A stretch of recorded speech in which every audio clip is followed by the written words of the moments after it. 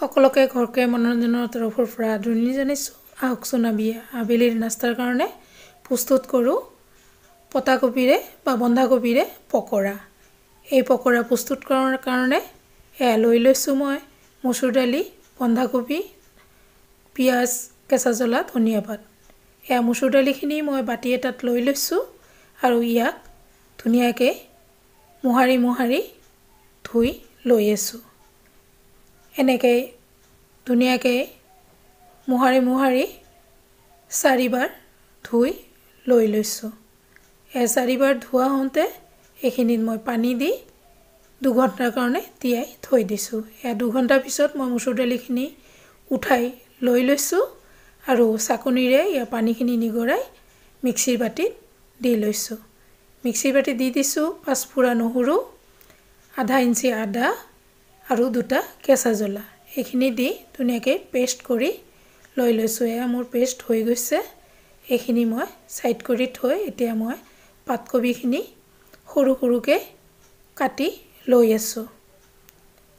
পাতকবিখিনি কাটা হয় মানে মই আগবাঢ়ি গৈ আছোঁ। মোৰ পাতকবি কাটা হৈ গৈছে। এইখিনিক মই গৰম পানীত উতলিবলৈ দি দিছোঁ। পিঁয়াজ লৈ লৈছোঁ মই এটা আৰু পিঁয়াজটো ধুনীয়াকৈ কাটি লৈ আছোঁ। এইখিনি পিঁয়াজ কাটা হৈ গৈছে। তাৰপিছত মই কেঁচা জ্বলা 3টা সৰু সৰুকৈ কাটি লৈ আছোঁ। কেঁচা জ্বলাখিনি কাটা হওঁতে ধনিয়া পাতখিনিও মই সৰু সৰুকৈ কাটি লৈ লৈছোঁ। ইতিমধ্যে মোৰ পাতকবিখিনি উতলি আহিছে। মই পানীৰ পৰা উঠাই লৈ লৈছোঁ আৰু ঠাণ্ডা পানী দি তাক এতিয়া মই হেঁচি কবিখিনিৰ পৰা পানীখিনি মই উলিয়াই দি দিছোঁ।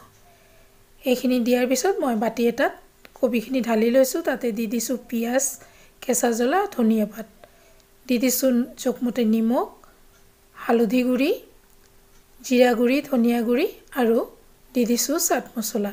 এইখিনি ধুনীয়াকৈ ভালদৰে হাতেৰে মোহাৰি আগতে মই মিলাই লৈ লৈছোঁ। আৰু এই মিলোৱাখিনিৰ ওপৰতে পকৰাখিনিৰ টেষ্ট বহুতখিনি নিৰ্ভৰ কৰে। তাৰপিছত দি দিছোঁ মই দালিৰ মিশ্ৰণখিনি। দালিখিনি দি ইয়াক আকৌ এবাৰ গোটেইখিনি সামগ্ৰী মই মিহলাই লৈ লৈছোঁ। ইতিমধ্যে মই কেৰাহী বহাই দিছোঁ। কেৰাহীত তেল দি দিছোঁ। তেলখিনি গৰম হওঁতে এতিয়া তাতে এটা এটাকৈ পকৰা দি দিছোঁ হাতেৰে অকণমান গোল গোল চাইজ কৰি। এইখিনি দিছোঁ। আপোনালোকে ইতিমধ্যে যিসকলে মোৰ চেনেলটো ছাবস্ক্ৰাইব কৰিছে আপোনালোক সকলোলৈ ধন্যবাদ। আৰু যিসকলে নতুনকৈ চাই আছে আপোনালোকে ছাবস্ক্ৰাইব কৰাৰ লগতে লাইক, কমেণ্ট আৰু শ্বেয়াৰ কৰি মোক উৎসাহিত কৰিব। লগতে ভুল ত্ৰুটিবোৰ কমেণ্টছ আকাৰে আঙুলিয়াই দিব বুলি মই আশা ৰাখিলোঁ। ইতিমধ্যে মোৰ পকৰাখিনি এবাৰ ওলটাই দি দিছোঁ আৰু তাতে 2টামান হৈ গৈছে। এইখিনি মই উঠাই লৈ আছোঁ। এইখিনি উঠাই লোৱাৰ লগে লগে তাতে আকৌ মই পকৰা দি আছোঁ। এনেকৈ মই গোটেইখিনি পকৰা এবাৰ ধুনীয়াকৈ মুচমুচীয়াকৈ ভাজি উঠাই লৈ ল'ম। ইতিমধ্যে মোৰ যথেষ্টখিনি পকৰা হৈ গৈছে আৰু খালী ঠাইত বাকীখিনি পকৰা মই দি দিম।